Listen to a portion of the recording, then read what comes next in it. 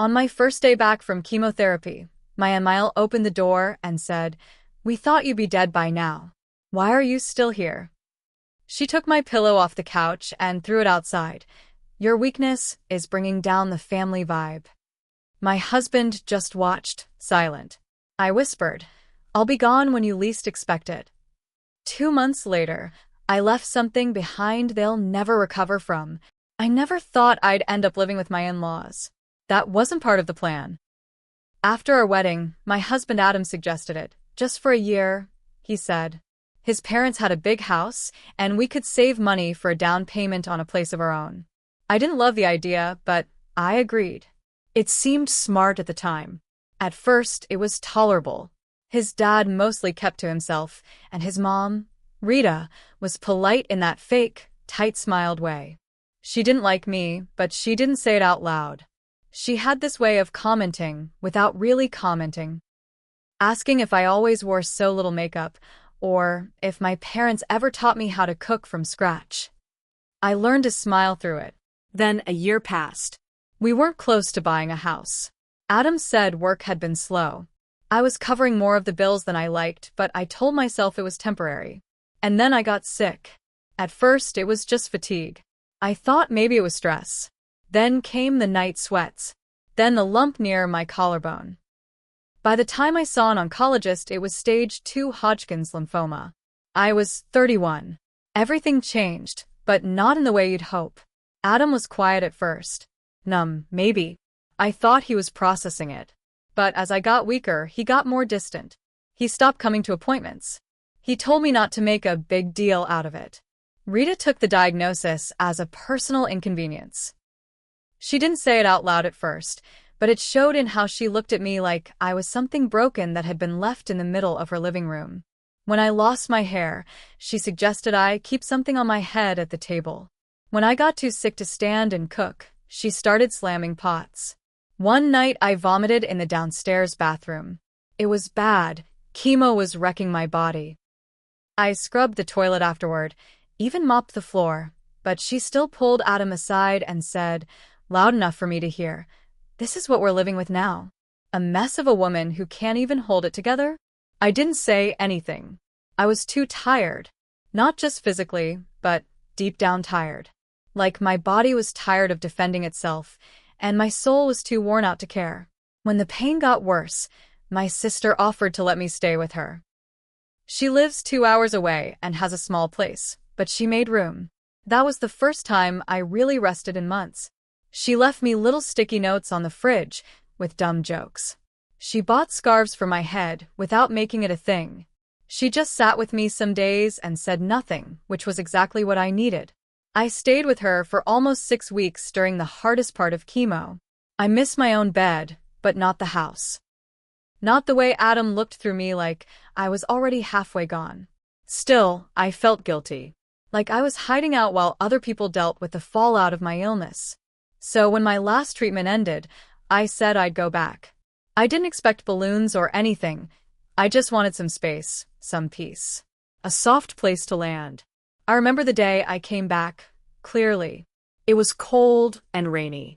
I had lost 15 pounds, and my joints ached constantly. I had a scarf wrapped around my head and 2 bags with me. I let myself in with my key. The living room smelled like bleach and lemon. She always cleaned obsessively when she was angry. Rita came out of the kitchen, holding a dish towel. She looked at me like I had tracked mud in. Then she said it. Just like that. "We thought you'd be dead by now. Why are you still here?" She didn't laugh. She didn't blink. She just said it and kept walking. On the couch was my pillow. The one I brought downstairs because sitting upright hurt less. She picked it up like it was trash and opened the front door. She tossed it outside into the rain. "Your weakness is bringing down the family vibe." That was when I saw Adam.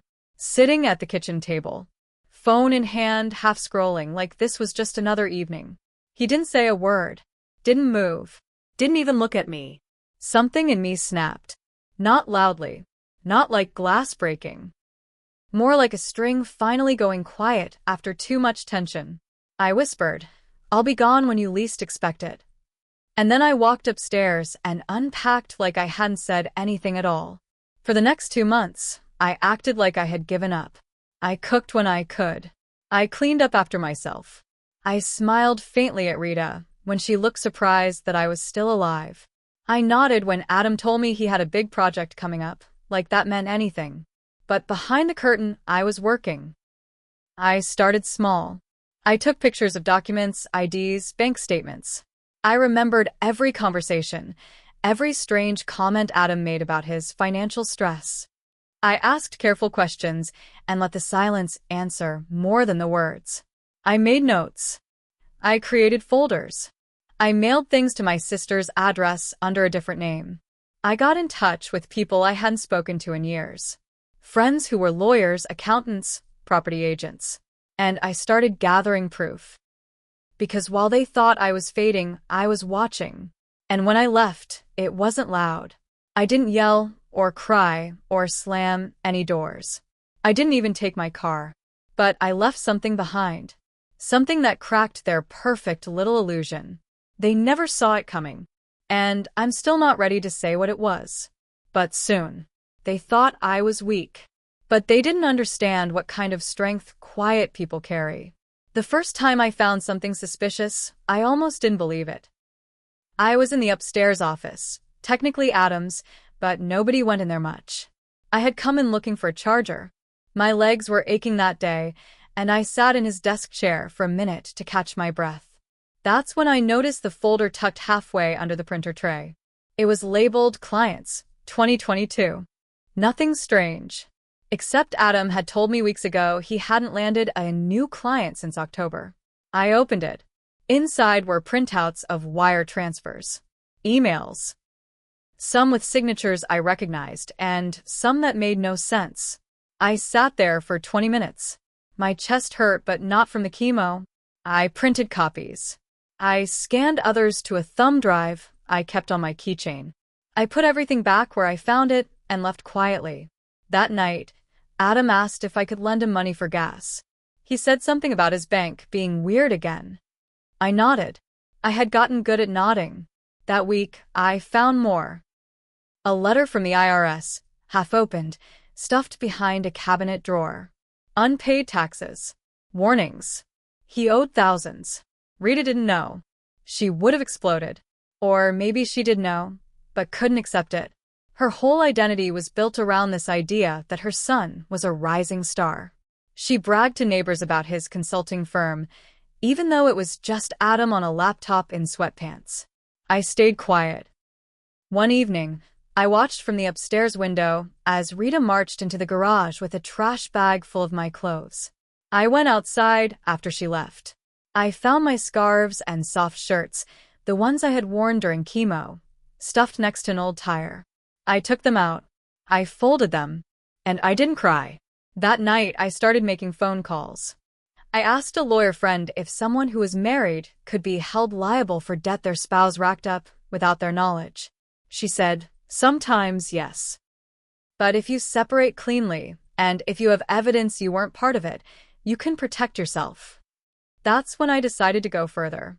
I asked my friend to help me quietly start the paperwork. She guided me through every step. I didn't want anything from him. No alimony, no house, no money. I just wanted distance. Legal, emotional, everything. One afternoon while Adam was gone, I opened his laptop. No password. That told me everything I needed to know. There were emails. One was to a woman named Haley. It was flirty, nothing sexual, but enough. She worked at some small agency in the city.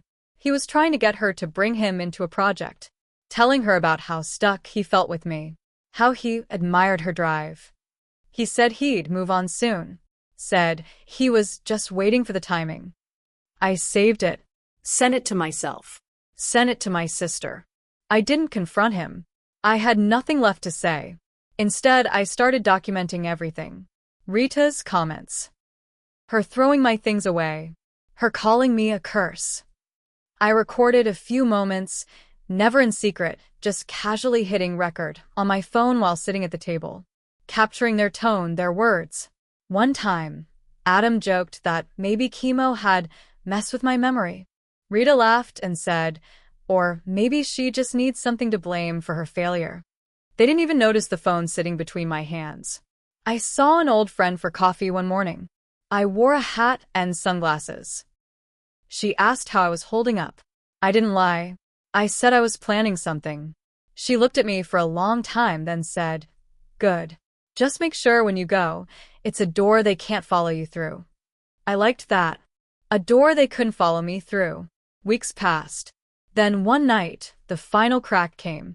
Rita barged into the room while I was resting. I had a small TV tray with soup on it. She knocked it off by accident and stepped on my bowl.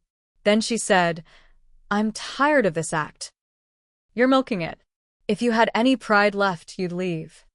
Adam came to the door, glanced at the mess, then just turned around. That was the night I made my list. Every item I'd take. Every document I'd copy. Every file I'd move. I circled a date on the calendar, quietly, mentally. I wasn't going to scream. I wasn't going to warn them. I was going to leave one last thing behind. Not a letter. Not a goodbye. Something that would ruin the story they told about me. Something true. Something sharp. Something they couldn't control. And once I did, I'd be free. Almost. Right before I left, something happened that changed everything. I had been careful. Quiet. I had been packing little by little, keeping documents in a locked duffel under the bed. Every time I left the house, I mailed a few things to my sister. Then one day, Rita slipped up. It was a Thursday morning. She thought I was out getting blood work done, but my appointment got moved. I came back through the garage. That's when I heard voices in the living room. She was on the phone. Loud, annoyed. No, she still hasn't signed anything. I don't care if she's sick. She's still legally his wife. The bank needs her on it. I stood there listening. My body went cold. She was talking about me. About a refinance. Something to do with Adam's debt. I stayed hidden just long enough to catch the words co-sign, temporary hold, and we can forge it if we have to. I left before she could see me. Drove around for an hour, hands shaking the whole time. That night, I checked my file folder again. My signature, my real one, was on some old insurance forms. It wasn't hard to imagine they could trace or fake the same on other papers. I called my lawyer friend in a panic. She said, "Freeze everything in your name now. Credit, bank access, anything they could touch. Do it tonight." I did. I called every number. I flagged every account. I added two-factor to all my logins. And then I got smarter. I installed a small camera in the bedroom. It looked like a USB charger. Just in case. 3 days later, while I was at the pharmacy, Adam went through my drawers. He pulled out the duffel, unzipped it, and took out the thumb drive. He copied something onto his laptop. I watched it later on the footage. He didn't even try to hide it. Then he called someone on speaker, pacing. He said, "She's probably planning to screw me. But I've got backups now.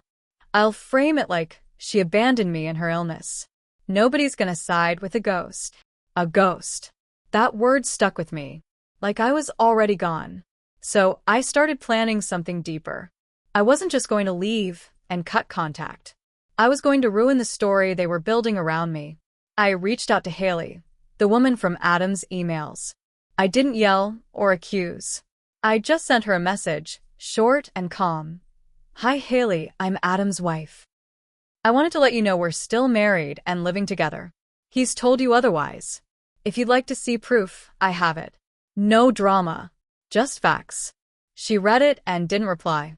But 2 days later, Adam got home in a bad mood. Slammed the door. Cursed under his breath. I didn't say a word. The next twist came from my sister. She called one evening, nervous. She told me someone had been hanging around her neighborhood, asking questions. A man in a hoodie. We didn't know if it was Adam or one of his friends, but it scared her. I realized then that I couldn't leave slowly anymore. I moved my timeline up. I packed faster. Hid things better. And then I made my boldest move yet. I printed everything. Every email, every screenshot, every photo. I made 4 copies. One for my lawyer friend. One for my sister. One for a small local paper that runs community interest stories. And one for the woman Rita feared most, her church friend, Ellen. Rita went to church every Sunday and bragged about being a good Christian woman. She donated. She volunteered. She even prayed loudly before meals, even though she once told me chemo was what you get when you don't take care of your spirit. Ellen believed every word Rita said, so I mailed her the truth. No return address. No drama. Just a manila envelope full of proof. Photos of the house. Recordings of the insults. Bank statements showing Adam's lies. A typed note. This is the real Rita and Adam. I was too sick to fight them then. But I'm not anymore. I didn't sign it. I just watched and waited. 3 days later, Rita skipped church. Adam started locking his office. And I stayed quiet, waiting for the last piece to fall into place. Because I still had one card left. One that would cost them more than money. They'd built their lives on lies, debt, and image. And I was about to break the image forever. It happened on a Monday. I remember because the sun came through the window brighter than usual. It felt like the first warm day in months. I got up early and made tea. I sat on the edge of the bed and looked around the room. It was never mine. Nothing in that house ever really was. But that morning, I felt calm. I was leaving that day. I didn't say anything to Adam. I made him coffee and left it on the counter like I always did. He barely said thanks. Rita didn't come down. I think she knew something was off. Or maybe she was just tired of pretending. By noon, I was gone. I didn't take the car. I took an Uber to a storage unit where my sister had been helping me collect the things I mailed her over the past 2 months. Important papers. Photos. My clothes. My old books. My small life, carefully rebuilt. I moved into a small rental apartment near my sister. Quiet neighborhood. Nothing fancy. But it was mine. Then I pulled the last string. I filed for divorce. I submitted all the proof. Financial records, fraud, verbal abuse, abandonment. I attached the medical records that showed I had been on chemo while he drained our joint account. I attached screenshots of his messages with Haley. I included the video of him saying he'd frame me as the one who abandoned him. My lawyer didn't even blink. She said, "He's done." Then came the call from the IRS. You see, the documents Adam had hidden in the office? They weren't just old bills. They showed that he had claimed me as a business partner on fake tax filings. He used my social security number to file a false income for a joint LLC. He'd been collecting refunds under both our names. I gave the IRS everything. They opened a fraud case. The investigation started slow, but it spread fast. They froze his accounts. They contacted his freelance clients. A few dropped him. One filed their own complaint after seeing he used their name in fake invoices. I stayed quiet. But Rita? She unraveled fast. Ellen, the church friend, showed the letter to their pastor. It got around. The recordings. The insults. The fake illness claims Rita made. The church turned cold. Her name was taken off the Volunteer of the Month board. She stopped showing up entirely. Then came the day I got the message from Haley. It just said, "I had no idea. I'm sorry. He told me you were dying and had already moved out. I feel sick." I didn't reply. She wasn't my concern. But Adam? He tried to reach me a week later. First an email. Then 3 missed calls. Then a letter. He begged. Said he didn't know what he was doing. That he was scared. That Rita pushed him. That he made mistakes. I didn't answer. Then he got angry. Said I ruined his life. Said I went too far. But I didn't. I just told the truth. The courts finalized our divorce in 6 weeks. I gave up nothing. He lost the car, the joint savings, and any chance of getting alimony. And Rita? The house was in her name. But she had co-signed some of Adam's loans. She started getting letters, notices, legal threats. One day, I got a call from an unknown number. I answered. It was her. She didn't yell. She just said, "You destroyed us." And I said, "No. You did that. I just stopped covering for you." Then I hung up. Now, it's been a year. My hair is growing back. I work part-time at a small bookstore. I walk every morning. I don't flinch when I hear raised voices. I don't keep secrets under my bed. Sometimes I wonder if they ever sit in that quiet house and ask how it all fell apart. They'll never really understand, because they thought I was weak. They thought I was a ghost. But I was fire. And I burned the lies down, slowly, quietly, completely.